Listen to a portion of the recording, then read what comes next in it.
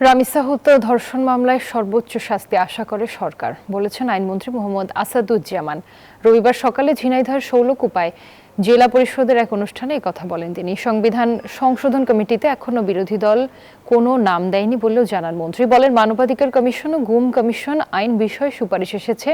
Bashundhara public school and college 2026 শিক্ষাবর্ষে ভর্তি চলছে, সেগুলো যাচাই বাছাই চলছে।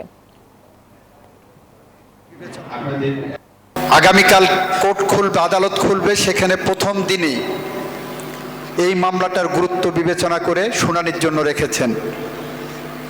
এটা আদালতের এখতিয়ার।